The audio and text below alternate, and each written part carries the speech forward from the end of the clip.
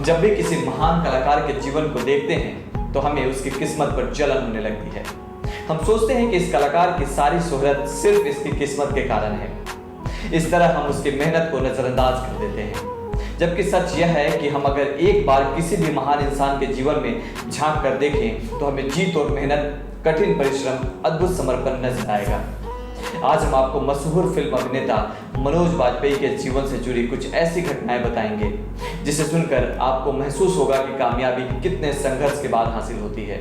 एक बात जो मनोज वाजपेयी को दुनिया में सबसे खास बनाती है वो यह है कि वो हमेशा से ही अपने लक्ष्य को लेकर स्पष्ट थे। उनको पहले दिन से ही मालूम था कि उन्हें अभिनेता बनना है। कोई द्वंद्व, कोई दोहरा उनके जीवन में नहीं था।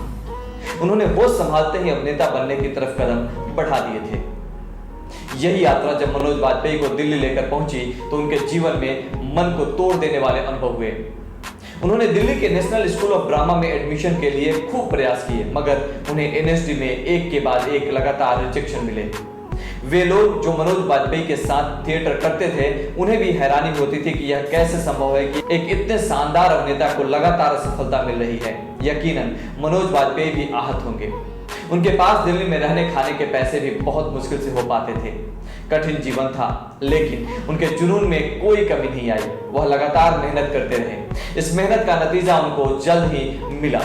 निर्देशक शेखर कपूर ने अपनी फिल्म बैंडिट क्वीन में मनोज वाजपेयी को अभिनय करने का मौका दिया। यह उनकी तपस्या, उनके धैर्य का फल था।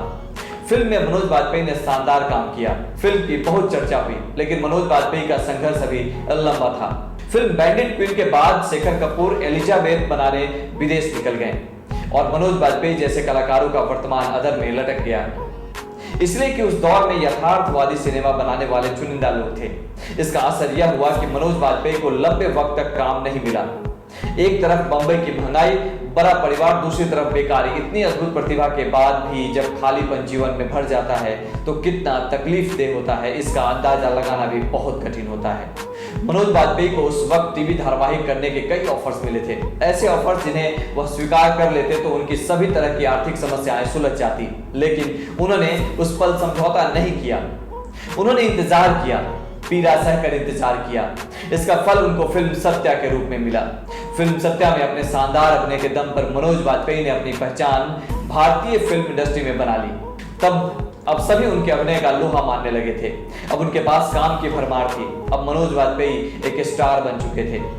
मनोज वाजपेयी का जीवन उदाहरण है कि शोहरत का रास्ता संघर्ष से होकर ही गुजरता है। इसलिए हमको संघर्ष से घबराना नहीं चाहिए।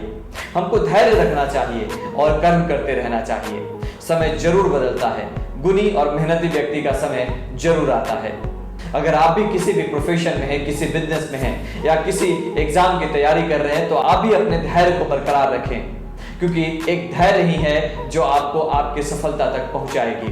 क्योंकि अगर आपने अपना धैर्य खो दिया तो रास्ते से भटकने में आपको वक्त नहीं लगेगा और हमेशा सफलता धैर्य की कीमत मांगती है। और मुझे उम्मीद है कि आप सभी जिस भी प्रोफेशन में होंगे आपका धैर्य आपका साथ जरूर दे रहा होगा। चलिए इन्हीं बातों के साथ मैं आपको आपकीस्टोरी.com के इस पेज पर छोड़े जा रहा हूं। अगर आपने आपकीस्टोरी.com वेबसाइट को विजिट नहीं किया है तो आप जरूर विजिट करें। अगर अभी तक आपने हमारे चैनल www.आपकीस्टोरी.com को सब्सक्राइब नहीं किया है तो आप जरूर सब्सक्राइब कर लें और फेसबुक पर अगर आप हमें देख रहे हैं तो हमारे पेज को लाइक करना बिल्कुल ना भूलें। आप सभी का फिर से इस राकेश शांडिल्य की तरफ से बहुत बहुत धन्यवाद।